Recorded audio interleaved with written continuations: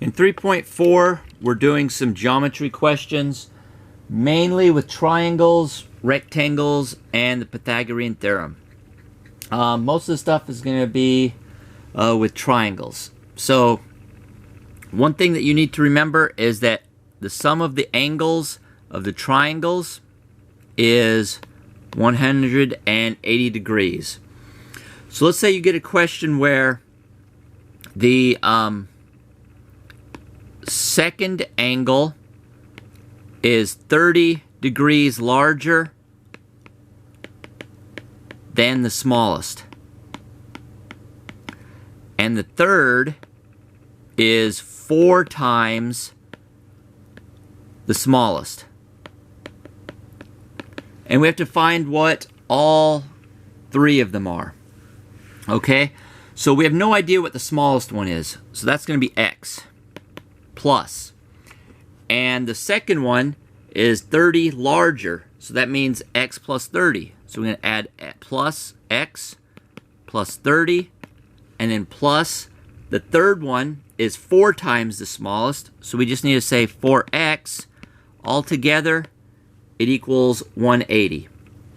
So now when we combine like terms, we're going to get 6x plus 30 equals 180. Subtract the 180 from both sides, and we get 6x equals 50. Divide both sides by 6 is 150. 6x is 150.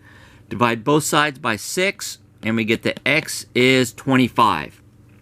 So that's our first angle.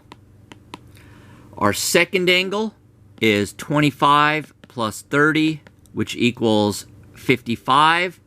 And our third angle is 25 times 4, which equals 100.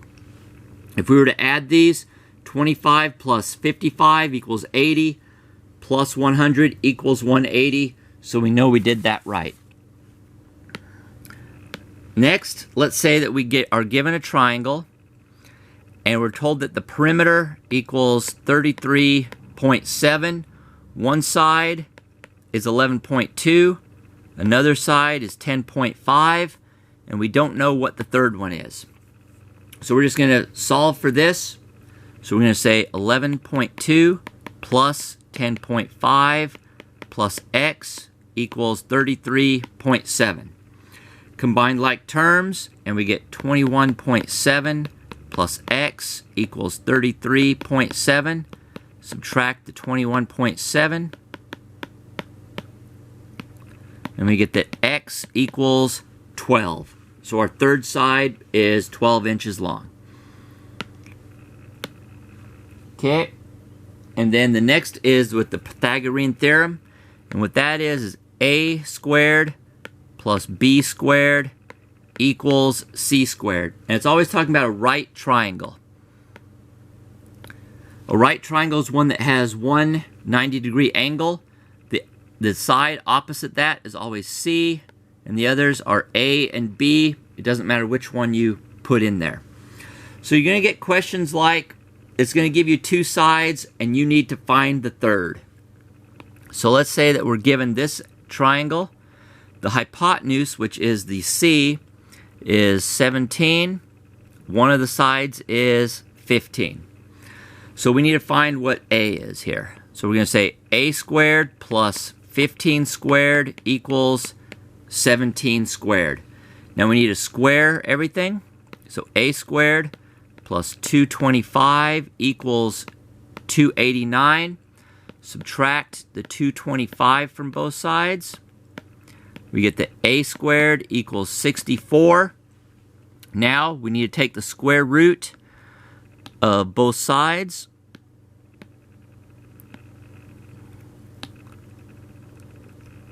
And we're going to get that a equals 8. Okay, so the next one, let's say that we have that the sides are 9 and 40, and we need to find c. So we're going to say 9 squared plus 40 squared equals c squared. We're going to get 81 plus 1600 equals c squared. 1681 equals c squared. Take the square root of both sides, and we get c equals 41. Note that c is always going to have to be bigger than a, and it's going to have to be bigger than b. So that's one way to tell if you're on the right track. Okay, so next, let's say those ones both worked out perfectly. Let's say that we have one where the hypotenuse is 18 and the b is 13. So we have a squared plus 13 squared equals 18 squared. So a squared plus 169 equals 324. Subtract the 169. A squared equals 155. Now 155 is not a perfect square, so when we take the square root of both of those,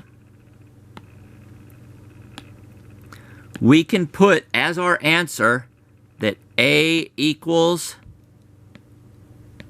square root of 155. This is how you could type it into the computer, or you can go to the little drop down menu and find the square root sign, and it's going to have like a little shaded area in here. Put your cursor in the shaded area and just put 155. You don't actually have to solve for these ones. So these are the ways that you can put this into the computer. And that is pretty much it for 3.5.